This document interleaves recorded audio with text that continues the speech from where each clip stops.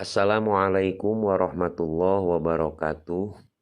Salam silaturahim bagi seluruh guru pendidikan agama Islam se-Indonesia yang pada saat ini semuanya mungkin sedang berada pada tahapan persiapan untuk melaksanakan dan menyukseskan PK online GPAI.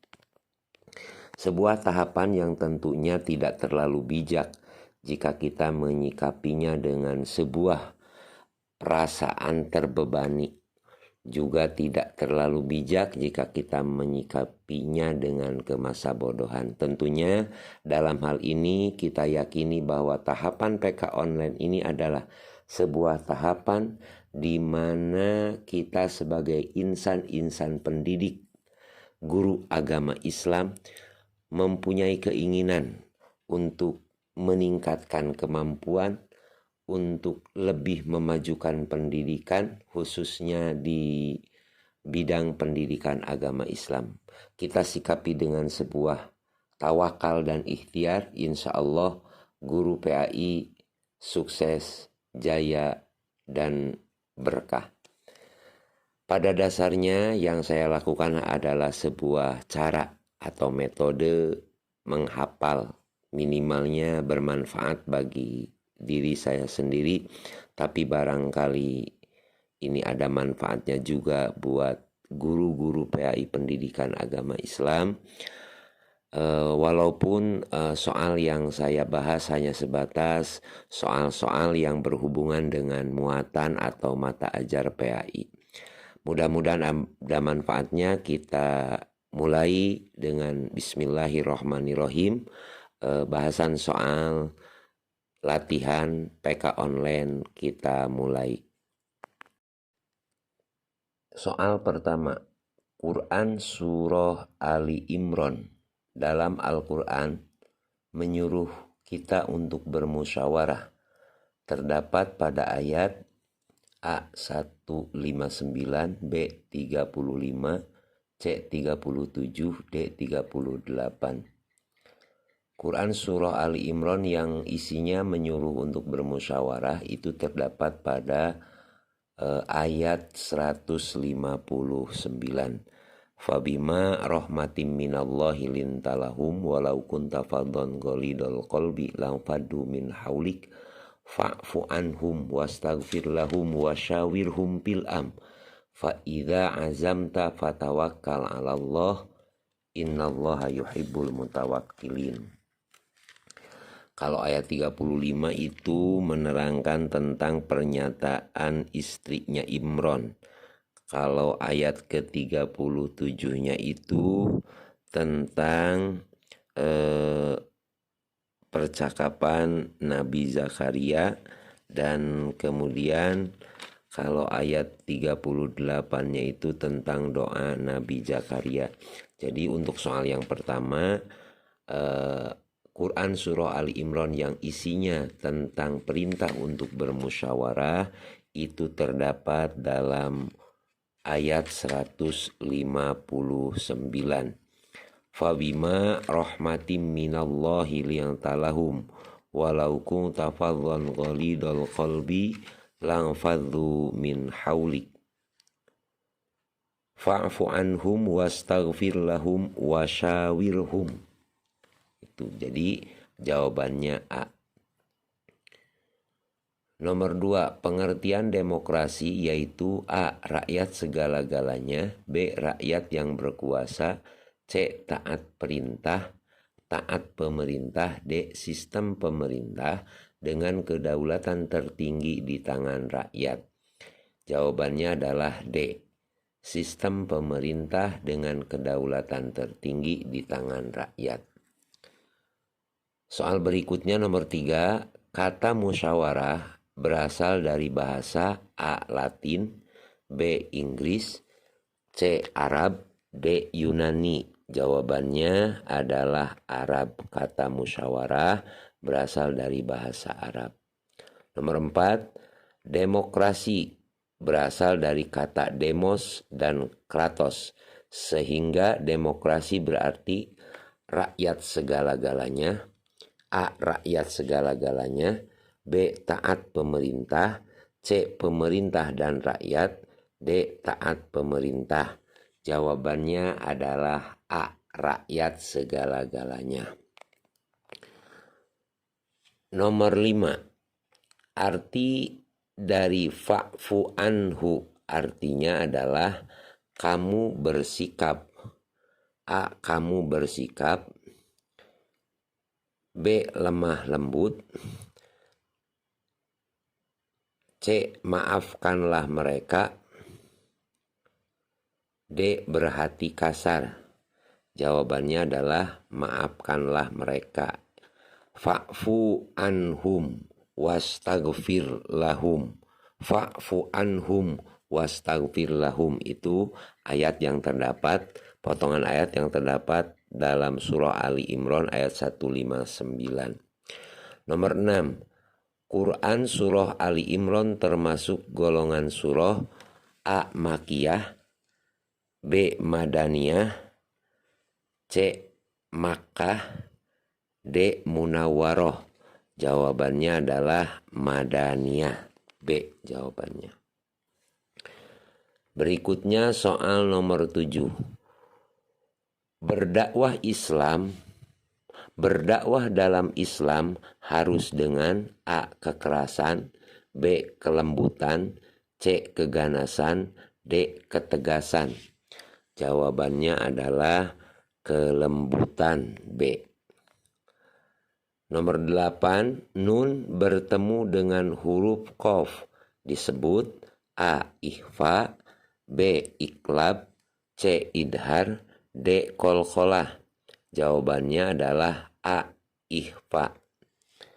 Soal berikutnya, kita tidak boleh bersikap toleransi dalam hal A. Muamalah, B. Akidah, C. Labadah, D. Ubudiyah. Jawabannya kita tidak boleh bertoleransi itu dalam urusan akidah. Lakum dinukum waliyadin. Nomor 9. Quran surah Ali Imran dalam Al-Quran berada dalam urutan ke. Quran surah Ali Imran itu adalah surat yang ketiga. Yang pertama adalah surah Al-Fatihah, yang kedua Al-Baqarah, dan yang ketiga Ali Imran. Soal yang ke-10, masalah iman kepada malaikat dibahas dalam bidang A. Labadah, B. Syariah, C. Akidah, D. Ubudiyah. Jawabannya adalah C. Akidah, termasuk pada rukun iman berhubungan dengan akidah. Nomor 11. Malaikat diciptakan Allah dengan tugas A. Mengurus alam semesta, B. Memantau hutan, C. Mengintai manusia, D. Memberi amal. Jawabannya adalah A. Mengurus alam semesta. Nomor 12. Alladzina yu'minuna bil ghaibi. Bunyi firman tersebut terdapat dalam surah A. Al-Baqarah ayat 1, B. Al-Baqarah ayat 2, C. Al-Baqarah ayat 3, D. Al-Baqarah ayat 4. Jawabannya adalah Al-Baqarah ayat 3. Soal berikutnya nomor 13. Menurunkan hujan, menumbuhkan tumbuh-tumbuhan, membagi rezeki adalah tugas malaikat A. Jibril, B. Mikail, C. Israfil, D. Munkar. Menurunkan hujan, menumbuhkan tumbuh-tumbuhan, membagikan rezeki itu adalah tugas malaikat Mikail. Berarti jawabannya B. Nomor 14. Malaikat mempunyai sifat-sifatnya kecuali A. Selalu taat, B. Lemah lembut, C. Tidak berdosa, D. Tidak mempunyai nafsu. sifat-sifat malaikat kecuali selalu taat, termasuk sifat malaikat tidak berdosa, termasuk la ya'sunallah, tidak mempunyai nafsu, termasuk berarti malaikat itu adalah lemah lembut. Karena lemah lembut itu adalah keluar dari sifat malaikat. Jadi lemah lembut itu khusus makhluk-makhluk yang kasat mata. Kita bisa menyatakan lemah dan lembut ketika makhluk itu bisa terlihat, sedangkan malaikat itu adalah makhluk yang goib. Selanjutnya, malaikat Allah yang diberi tugas menjaga pintu surga adalah A. Jibril, B. Mikail, C. Ridwan, D. Malik. Malaikat yang bertugas menjaga pintu surga adalah malaikat Ridwan. Selanjutnya, soal nomor 16. Ada malaikat yang disebut Ruhul Kudus. Yang dimaksud adalah malaikat A. Jibril, B. Mikail, C. Israfil, D. Munkar. Jawabannya, malaikat yang disebut Ruhul Kudus adalah malaikat Jibril. Jawabannya A. Nomor 17. Yang dimaksud dengan makhluk syahadah adalah A.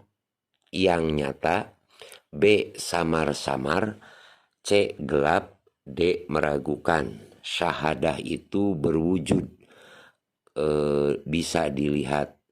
Berarti yang dimaksud dengan makhluk syahadah adalah yang nyata. Nomor 18. Di bawah ini tanda-tanda beriman kepada malaikat kecuali A. Selalu waspada, B. Gemar beramal, C. Pasrah dalam kehidupan, D. Berlomba-lomba dalam kebaikan. Selalu waspada termasuk tanda beriman kepada malaikat. Gemar beramal termasuk. Kemudian pasrah dalam kehidupan, D. Berlomba-lomba dalam kebaikan. Yang kecualinya itu adalah yang pasrah dalam kehidupan. Itu kecualinya, bukan tanda-tanda beriman kepada malaikat. Karena dalam hidup ini kita tetap harus penuh motivasi. Selanjutnya, nomor 19. Orang yang beriman kepada malaikat hidupnya akan tenang dan tentram meskipun banyak menghadapi cobaan hidup. Hal ini merupakan salah satu dari A.